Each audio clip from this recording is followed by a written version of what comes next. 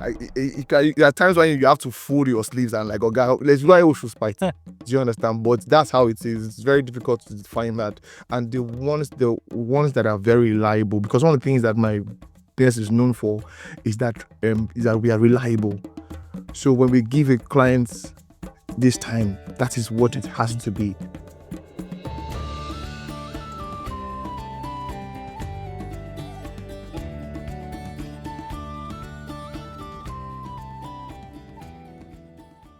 Hi everyone, my name is Sojia Kanabi. I'm a serial entrepreneur and also a storyteller. Today I am having a chat with Mr. Nelson Osiri. He's a gospel artist, but of course, like many gospel artists that I've seen, he also has a side business. And his side business is called Dream Apparel. He will tell us more about what Dream Apparel is about. And again, like some gospel artists that I've spoken to, what inspired him to start such a business. Good afternoon. Good afternoon, sir. Thank you for joining me. Same here. Okay, all right. Dream Apparel. Before we get into Dream Apparel, who are you? Very good question. Yeah?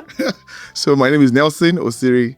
I'm the founder and CEO of Dream Apparel. Okay. Yeah. I like the way you just went straight to the business. You decided to just cut out some other parts, but it's okay. It's okay. I like low profile. Low profile is good. I mean, I understand that focus of our conversation today will be about your entrepreneurial activities around Dream Apparel. Yes, please. When did they start and why? Okay, so we started 2020. Okay. It's 5 years. Officially, officially 2020. But I mean, before that time, we're doing our trial and all of this, all of that. But I think we officially launched 2020. Okay. Yeah. So, and what inspired it was the fact that we actually saw a need in the society, in our world of today, because, it's funny how people just think that you necessarily have to expose your body to look beautiful. That's true. But we are selling to you that no, you could actually look you look very fine, decently Covering dressed. up. So that's the whole idea of the brand. Decency and stylish. So we focus more on decency, simplicity, and all of that. So it's like, you could actually look beautiful just by covering up without having to expose your body and all of that. I see. So that's how we started, and yeah. Okay. So were you already an artist Before this time? before you started the business? Okay. I've always been a music minister. Okay, now you changed the word. I've always been a music minister. Okay. Even before that time, and that was also part of the inspiration. the inspiration. Right? Okay. Because that was part of the inspiration, because I also needed before that time I was working under people. I'd worked for several organizations. Okay.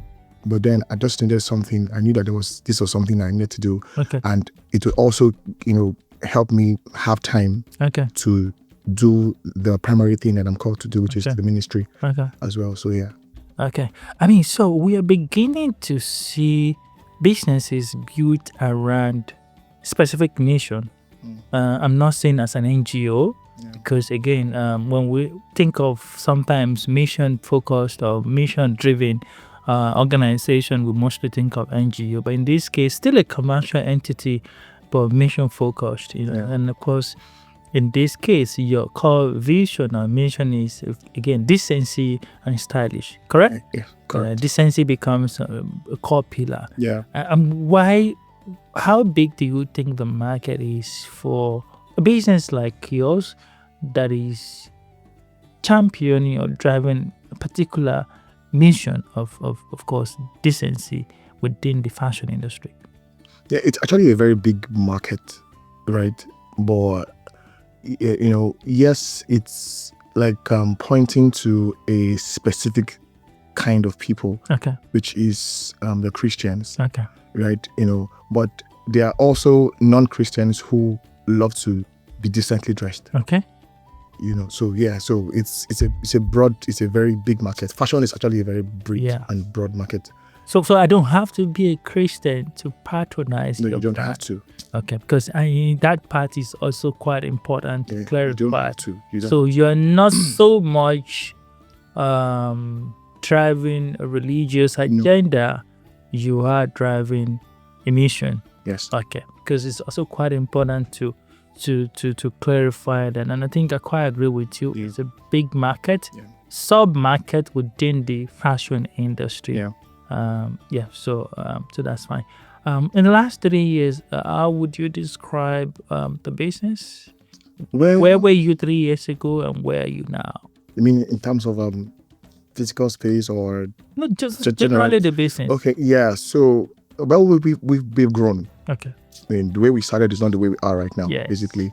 So right now we have, we're talking about we have staffs. Then it was just me and all of that. But right now there are a couple of persons that we are paying salary to and all of that. And the clientele as well has also increased. Okay. Because it's a wholesale and a retail business. I see. Yes. Wholesale, okay. Yeah, it's a wholesale and retail business because we are actually not just focusing on individuals. Okay. We're also looking forward to working with brands. Okay. We're already working with some brands. Okay. And right now, we're also looking at how we can expand to work with people who also want to start fashion brands. Okay. And then, so we could actually make production for you. Okay. And then you just sell for your customers. Okay. So yeah, we've made progress since that time. Okay. So for the past 3 years, we've been focusing more on the retail part of the business. Okay. Yes. Okay. So, and I think there's also a point you brought out. You do both design and production. Yes. So that's why you're able to offer production service to other fashion brands. Fashion brands, yes. So where do you produce from? Our space in Yaba. In Nigeria? Yeah, Nigeria. Okay. It's important to kind of clarify. Clarify this place because today is China. Because people For now, we do. Sure. Yeah. I mean, I was in the mall and I enter into a store. I enter into the store and they sell shoes, footwear, and of course, quite good. The leather, nice. The design, good. Very clean. Pay attention to detail. And I asked, I haven't seen this brand before. Is it a local brand? The person said, yes, but no. Okay, I say, okay, now you've confused yourself and not me. So, but what the person was trying to say is that they actually design locally, but they subcontract manufacturing to some other vendor in Italy. Yeah, understand. So we have people doing that also when it comes to apparel, which is also within the fashion industry, not just footwear. Yeah. So that's why that clarification is important. And I think also that probably save you a lot of things in terms of import duty and all that. Yes. But again, your fabrics, you get them locally? Are they local fabrics? Is it that particular side you want to go to right now? In the area of fabric, that's something that we are actually working on, because all the challenges that we have in the market is you go to the market to buy a particular fabric. Yeah. Say you want to do maybe a few samples and few copies here and there. Yeah. And then you go back, you don't find that exact type of fabric anymore. Okay. So that's a major challenge, that we face. And so what we decided to do is to maybe partner with some other brands abroad. Okay. So we can actually get those fabrics there. You distribute. So and then bring them here. So because most times we have companies like brands that will tell us, okay, they want this particular thing, and in our proposal and our invoice we always let them know. You have to get back to us in less than 7 days, so that we can secure this fabric. I see. Because especially with the area of cotton, this type of cotton that I'm putting on right now, it's very difficult to find. If you can go and buy one and you go back, you don't find the same thing again. But but when it comes to jersey fabrics, that's the one that most times we mostly are available in the market. So we recommend that for brands, for companies that want to produce for stars. That's the one that we recommend more, because the quality is constant, is consistent. You go back, you find the same thing, color-wise and all of that. Yeah. So, but with area of cotton, it's not the same. Quite interesting. If I look at it right now, see the scope of your business as probably has expanded since when you started. Yeah. You've moved from just designing and manufacturing for yourself now to manufacturing for others. Yeah. And you're probably going into fabrics distribution right now. Yeah. Okay. That's really, really good. On a typical quarter, how many clients would you say you service? Well, there are actually like a lot of few clients that we service, what based on my record that I can look at. Yeah. I would say less than 100. Okay. Less than 100, like this is like, because they're just everywhere. Yes. Yeah, just everywhere. Across different categories. Yeah, across the countries, across different categories, across, like, they're just everywhere. And so, like, that's the combination of both the ones that we do wholesale for and the retail. So, where is the bulk of the money? Wholesale? It's actually in wholesale. Okay. Because you have... that is targeted brands? Yes, brands. Not retail clients. Yes. So, for the retail, we get our money more when we do, like, maybe for bespoke wares. I see. And then maybe our collections, because we have like different collections from time to time. Like, there's one that we released during the October 1st. I see. There's the bid collection, so it has to do with like some Afrocentric patterns or prints. I see. There is also like Stay Warm collection. So Stay Warm collection has to do with like very good cardigans that you're already in a warm climate. Exactly. Why do you want No, there are times when the climate changes, like, and then it's cold. So you want to... Yes, actually. And our clientele is beyond just Nigeria. So we also look at so it's beyond Nigeria. But it's beyond Nigeria. I don't think it's ever know. It's beyond Nigeria. So, and that's something that has been and we try to be consistent with of repeating those collections rather than just put it out there and then it's gone. So we try to repeat them every year. Yeah. That particular season, we just push it back out again, that this is what we're doing. So these are the new ones available and all of that. So yeah, it's been actually amazing. It's an amazing journey, I must say. Yeah. Comes with its ups and downs, but I actually like how your business has evolved, because it also shows that you are a very strategic person, because I see the different branches that you have brought together in terms of playing within this space. So congrats on that. Thank you so much. Apart from the what you've said, what are other areas of growth that you've identified? Apart from, you mentioned fabrics distribution, which I think is very fantastic. Yeah. But of course, obviously, you would need working capital for that. Yeah. So serious capital. Serious capital. I'm telling you, because it's a lot. Yeah. It's a whole lot. Yeah. In fact, I just spoke to someone from China recently, and I'm trying to say, okay, so how do we, even down to the plain teas. So one of the things that we also do is that we empower other brands, like other guys that want to start up like maybe a clothing brand, and maybe they are just about branding. So as it is right now as a company, we spend more money, right, on purchasing plain teas from other brands. Is it that we are maybe importing, or we are buying from existing local brands? So you could distribute such plain teas. Do you understand? So imagine getting a contract of over 10 million, and then you are spending 7 million on that. Yeah. So now we are trying to say, okay, so we have to cut all of that. Yeah. So we can take back this money.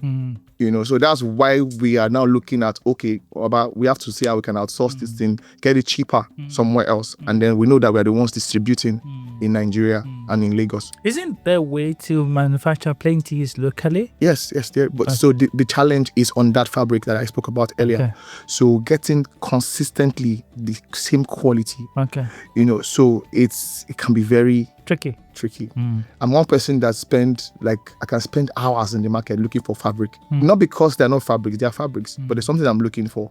So I take my time to find fabrics. I even go as far as, they know me in the market, I go as far as washing washing the fabric That's good. to be sure that I mean, you pay attention. I do. That speaks to the quality. Yes. To the commitment to Yes. quality. So hardly do customers tell us, oh, that particular thing you gave us is washing off. This is that. No. We don't get such kind of feedbacks. I think there is massive opportunity for you in the fabric space. So you need to do it strategically. I always tell people, when you're trying to expand your business, don't focus on expansion to the detriment of the survival of the business.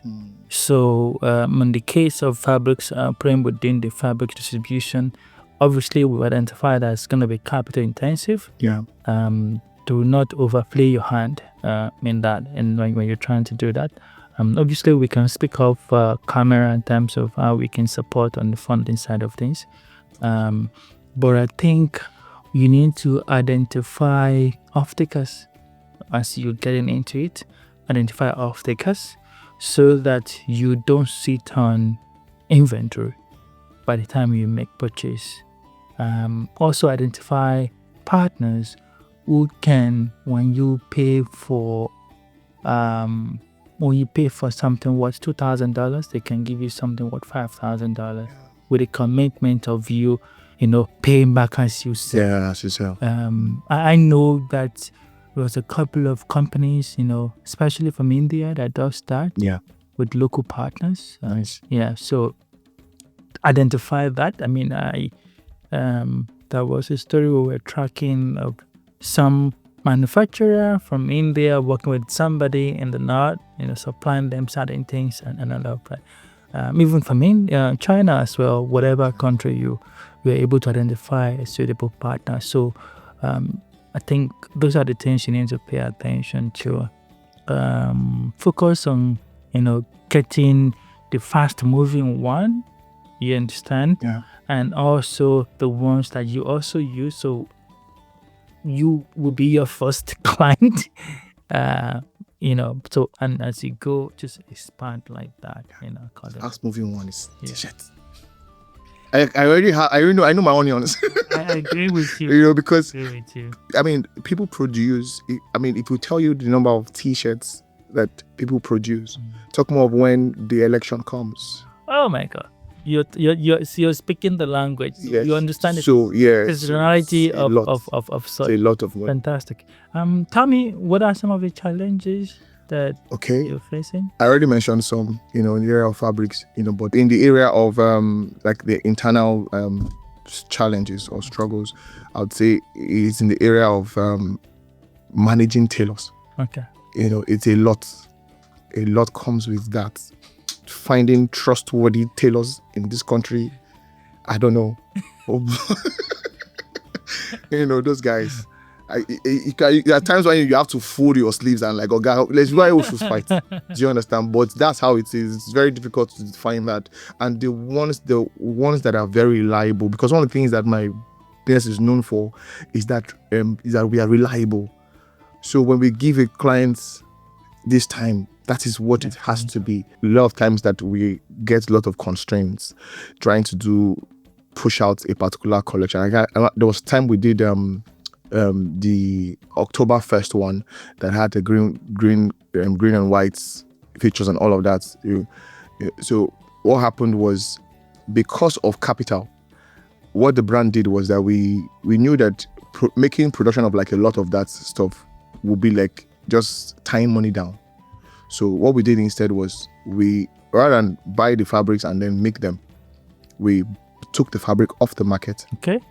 And then stored them. Okay. Made few copies. Okay. And then promoted those ones. So you now make on request. On request. Fantastic. Just so that we can cut all of that. Fantastic. So that can also be, because most big brands, what they do is they just go to the market. I mean, I've been in the market most time and I'm seeing certain people like Yomi, all they do is they just come, they touch this, touch that, give me this, give me. So they buy these things off in bundles and they keep them. So when you now go, so when you go back, so right. So for smaller brands like us, we don't have that kind of capital to do that all the time. You understand? So we just do small bids, here and there and all of that. So that's one particular challenge that we have. And, another one that we have is in the area of is just finding trustworthy guys and tailors to work with. Those guys, I don't know, like You were talking about tailor actually specifically. I've been through a lot.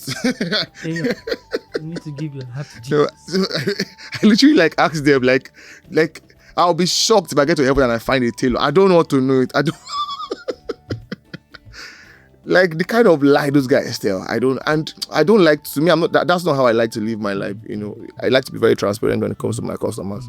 So, but these guys can most times they will provoke you to do things and say things that you don't even want to say. So it's hard to find people like that. And every time personally, I try to see how that can be corrected. So there's now the need for training. For the tailor. For the tailors. So yes, you have the skill, but then we have to now train you character-wise and all of that. So not every tailor out there have that character, that you need for your business. So you have to like just train them, making them see what it is that's beyond just my brand and my own dream. It is you.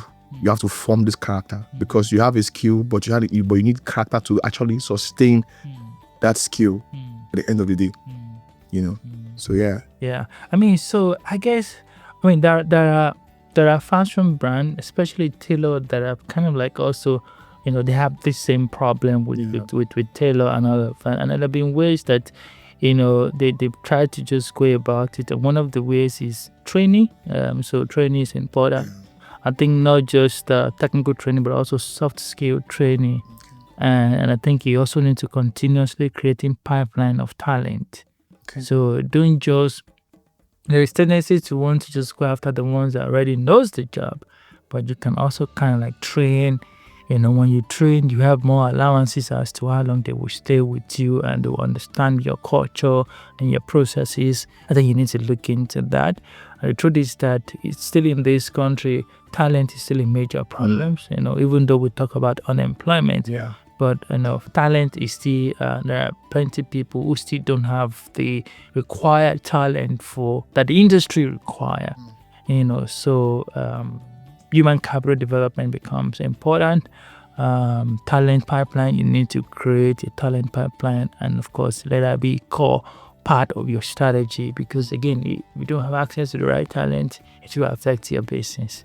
And as an investor, if I'm looking at investing, it's one of the major things I need to consider, because without talented tailors, not just tailor, and sustainability plan as regards to how you're going to ensure a continuous availability of talented tailors, then it's going to be a major risk for the business. Yeah. So that's that. I'm excited about your business. I think you have a lot of prospect for growth, and I think also chatting to you, I see you're also a strategic person. So keep applying your mind to how you can push boundaries, and grow the business. The opportunities are enormous, and I think you have whatever it takes to be able to capture the opportunities. And before we go, do you have any question for me?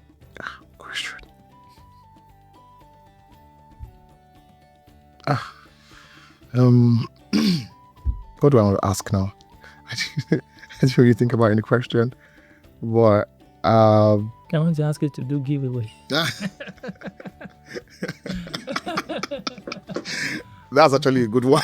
It's a good one. So we look forward to partnering, basically. That's a good one. I'm very open to stuff like that. Once in a while, though. So you're not sent back to my village. But once in a while, I do that to push the brand. Fantastic. Push the brand, yeah. Yeah. One last thing I want to say is also, you also need to look into storytelling to drive your business growth. I think storytelling now becomes very important to every brand and every business. There's always a way to do it to drive lead generation and market penetration. So you need to look into that. It doesn't cost much. It takes the place of paid advertising. So yeah. Okay. All right, fantastic. Thank you so much. Dreams are for everybody. Ladies and gentlemen, a round of applause.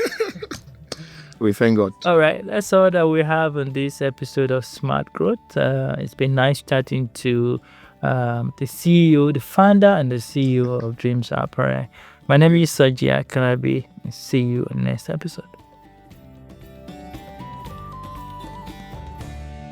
This video is brought to you by ACT Foundation.